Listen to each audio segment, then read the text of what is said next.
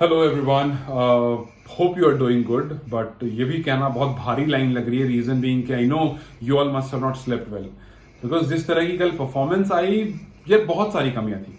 मतलब if you will count on fingers, almost everything was against अस।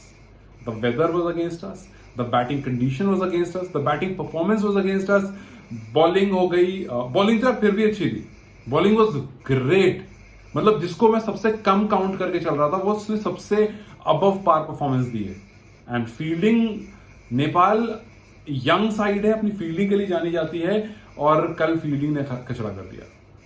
पर कल मैं ऑफिस जाने से पहले मैंने एक वीडियो रिकॉर्ड कर ली थी, जस्ट टू शो के why Nepal is an special team. And I was like यार मैच के बाद इस वीडियो को अपलोड कर दूंगा। अगर बाई एनी चांस टीम हार जाती है, देन मे बी थोड़ा सा ये वीडियो बैलेंस आउट कर देगी, और अगर जीत जाती है then people will feel good while listening about Nepal team. Because obviously यार, जब आपकी टीम जिसको आप सपोर्ट कर रहे हो, जिसके बारे में आप बात कर रहे हो, अगर वो जीतती है तो आपको अच्छा लगता है, और उस टाइम पर ये वीडियो काफी अच्छी लगती है। और अगर हार जाती है तो शायद थोड़ा सा बैलेंस आउट कर पाती है। बट कल आई वाज कंफ्यूज कि यार अपलोड करूं कि नहीं करूं, बिकॉज यार परफॉर्मेंस एकदम बिलो पार हो गई यार। मतलब कितने मैचेस हो गए वी आर सेइंग कि यार आपको आसिफ परफॉर्म करके देंगे, कुशल बुटेल परफॉर्म करके देंगे। आई नो कि मैच से पहले बारिश होती है, ओवरहेड कंडीशंस चेंज हो जाती हैं, और पेसर्स को हेल्प मिलने लगती है। It was a very important toss, and unfortunately हमारे फेवर में टॉस नहीं आता है। बट देन उसके बाद, बिकॉज अगर आपने स्टार्टिंग के ओवर्स देखे, जिस तरह से बॉल मूव हो रही थी, जिस तरह से आउट स्विंग हो रही थी, रोहित एंड रोहित उस टाइम आए भी नहीं थे, Asif and Kusal, I think they were not expecting कि बॉल उतनी मूव होगी। और उसके बाद दे वर कंफ्यूज, वो अपने जो लिमिट है उससे भी आगे पुश करके बॉल को ड्राइव करने की कोशिश कर रहे थे। जितना बॉडी अलाउ करती है उससे ज्यादा वो आगे बेंड होकर कोशिश कर रहे थे मारने की, जो रिक्वायर्ड नहीं है। वो कहीं ना कहीं यहाँ पर प्रेशर बिल्ड कर रहा था, बिकॉज ऑब्वियसली अगर पता है एक इंसान की फॉर्म नहीं आती, लेट्स से कि आसिफ अच्छा कर रहे हैं, कुशल की फॉर्म नहीं आ रही, तो कुशल आसिफ को सपोर्ट करेंगे। अगर आसिफ अच्छा कर रहे हैं और कुशल की फॉर्म नहीं आ रही, तो आसिफ कुशल को सपोर्ट करेंगे। लेकिन यहाँ पर दोनों की फॉर्म अच्छी नहीं चल रही है, सो दोनों जो है वो प्रेशर में है, और इस प्रेशर में ऐसी बॉल आने लगती है। फिर you just don't know, Asif सीधा बैट खेल ही नहीं रहा भाई बंदा, मतलब क्रॉस बैट खेल रहा है। आई डोंट अंडरस्टैंड कि यार जब बॉल ऑलरेडी बॉडी से बाहर है, उसको आप क्रॉस बैट कैसे खेल सकते हो यार? क्रॉस बैट का मतलब है कि आउट होने के चांसेस डबल ट्रिपल हो जाते हैं। लेकिन उस टाइम पर pressure in your head is not letting you think straight कि भाई इसको क्रॉस बैट नहीं खेलना है। As usual 2 back to back wickets गिरती हैं, आप पैक हो जाते हो। रोहित थोड़ी देर रुकते जरूर हैं, हर बार की तरह रोहित कोशिश करते हैं, लेकिन रोहित भी पैक हो जाते हैं। फिर उसके बाद पूरी टीम खत्म हो जाती है। 106 रन, मतलब आप नहीं एक्सपेक्ट करोगे कि इस पर आप जीतोगे, बट उस केस में आपको बॉलर्स हेल्प करके देते हैं। And then I don't understand, Rohit की कप्तानी पे बहुत सारे सवाल हैं यार। जितनी चीजें मैं भी काउंट कराई कि वेदर अगेंस्ट था, ये अगेंस्ट था, वो अगेंस्ट था, इन सब के बीच में रोहित की कप्तानी बहुत बड़ा फैक्टर थी यार। दीपेंद्र सिंह आयरी आते हैं, कम रन देते हैं, विकेट्स लेकर के आपको देते हैं। आई डोंट अंडरस्टैंड कि आपको what is this obsession of 2-2 over, कि भाई 2-2-2-2 का स्पेल कराना है। एक करण किसी का तीसरे ओवर की जरूरत नहीं थी, वहां पर आपको एक स्पिनर को डालना था, बिकॉज स्पिनर को हेल्प मिल रही थी। नीदरलैंड स्पिनर को उतना अच्छा नहीं खेलता है, उस कंडीशन में तो नहीं खेल रहा था। सो पहले 6 ओवर में आपको आयरी को पहले लगा देना था, या you could have tried Kusal Butail, you could have done something else. आपके पास आयरी 2 ओवर करके 1 विकेट लेके आई थिंक 5-6 रन दिए थे उस बंदे ने, आपको उससे ओवर करवाने थे यार। आपको विकेट निकाल कर दे रहा था, परेशान कर रहा था बैटर को। आप एक तो 2-2 ओवर का स्पेल करा करके हटा देते हो, आओ जी 2 ओवर करो हट जाओ, आओ जी 2 ओवर करो हट जाओ। जब आप लिस्ट देखते हो तो पहला बंदा 3-2-2-2-2-2, फिर उसके बाद सोमपाल कामी को 1 ओवर 3। मतलब क्या चल रहा है यार? आई नो प्रेशर ज्यादा हो गया होगा, बिकॉज उस स्टेडियम में इतना क्राउड आ जाना शायद नेपाल फैंस, नेपाल प्लेयर्स ने भी एक्सपेक्ट नहीं करा हो मे बी, कि भाई इतने लोग आ जाएंगे अमेरिका में। और कैचेस ऑब्वियसली प्रेशर की वजह से छूट रहे थे, बिकॉज आप देखो ना, मैक्स डाउट का जो कैच छूटा वो क्या था, that was the crucial moment, वहां से मैच पलट सकता था। मतलब वो बहुत क्रूशियल मोमेंट था। बहुत लोग ये लिख रहे हैं कि यार संदीप होते तो ऐसा होता वैसा होता, यार थोड़ा संदीप से हम बाहर आते हैं। टीम गेम है, आप सोचो कि आपकी टीम कितनी कमजोर हो गई है कि आपको बार बार एक इंसान याद आ रहा है कि यार वो होता ना तो बदल देता। क्या अच्छी खासी आबादी है आपके पास, आपकी ए टीम भी है, मतलब ठीक ठाक लोग क्रिकेट खेल रहे हैं नेपाल में अच्छे लेवल पर। उसमें से निकल करके अगर 11 लोग हैं तो वो अच्छे लोग हैं। आपके पास संदीप है, he is the best, but अभी वो नहीं है, तो देयर इज नो पॉइंट कि आप संदीप को बार बार इसमें लाओ। आप ये सोचो कि यार इस पॉइंट पर गलतियां कहां हो रही, कितनी सारी हो रही हैं। भाई अविनाश से रनआउट नहीं हुआ, मतलब इतनी अवेयरनेस होती है कि आपका स्टंप कहां पर है, और सारे क्रूशल मोमेंट पर हुए, ऐसा नहीं कि कहीं पर वीक मोमेंट पर हुआ है। एक सोमपाल का ने कैच छोड़ दिया, आई थिंक सोमपाल ही थे, if I am not wrong. Sompal ने एक वहां कैच छोड़ दिया, अविनाश ने रनआउट छोड़ दिया, रोहित ने वहां कैच छोड़ दिया, आपसे रनआउट नहीं हो रहा। I mean I don't understand कि क्या हो रहा है।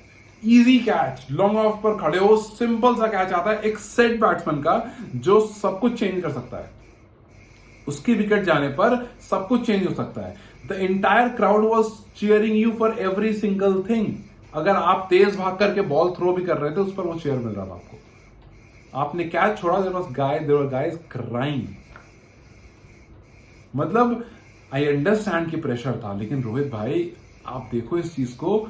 यहां पर मैंने कभी नहीं कहा कि नेपाल वर्ल्ड कप जीतने आया है, मैंने कहा यहां नेपाल परफॉर्म करने आया है। पता है मैच हारने का, मैं सच बताऊं, मुझे मैच हारने का अफसोस नहीं है। मुझे एक्चुअली अफसोस नहीं है कि नेपाल हार गई। मुझे अफसोस इस बात का है कि बहुत ऑब्वियस मिस्टेक करके हारे हो आप। मतलब कोई भी बता देगा अच्छा नेपाल टॉप ऑर्डर तो यार चलेगा नहीं, और अगर मिडिल ऑर्डर ने थोड़ा बहुत कर दिया तो ठीक है, वरना कम पर ऑल आउट हो जाएंगे, और ये लास्ट में चेस डाउन अगर कोई टीम कर रही होगी तो लास्ट ओवर में बचा नहीं पाएंगे। ये पूरा टेम्पलेट बन गया नेपाल का। कोई अगर नेपाल टीम को डिफाइन आजकल कर रहा है तो top order failure, death over की बॉलिंग अच्छी नहीं होगी, और कहीं पर प्रेशर आ जाएगा तो कैप्टन को पता नहीं होगा किसको यूज करे बॉलिंग में, और यही टेम्पलेट चल रहा है। रोहित रन मार के जाएंगे, यही टेम्पलेट चल रहा है। आज दीपेंद्र आयरी लोग को मौका मतलब मिल जाता है, तो इसलिए I am correcting the name, but आज अगर वो नहीं चले तो that's it. And I am not telling you this कि आपको कुशल मल्ला को यूज करना। आई don't know why, but the way he plays shot, एक तो कुशल बुडल है, जिस तरह से वो खेलते हैं, उनके यू नो जो बेसिक्स हैं क्रिकेट के, जो बैटिंग के बेसिक्स हैं, वो काफी क्लियर दिखते हैं।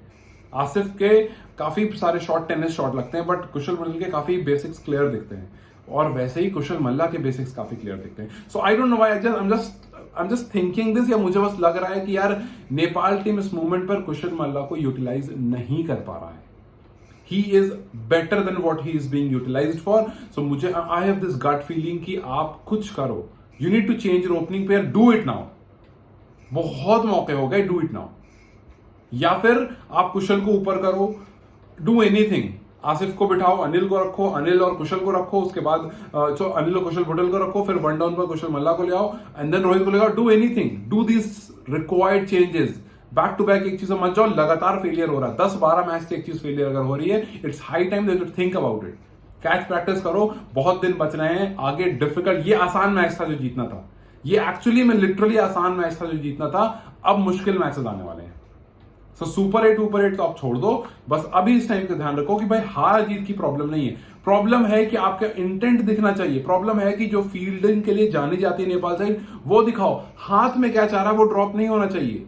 कैचिंग स्टाइल चेंज हो रहा है, बट ड्रॉप नहीं होना चाहिए। आपको एक जैसे मर्जी कैच करो, बट इजी कैचेस है यार वो।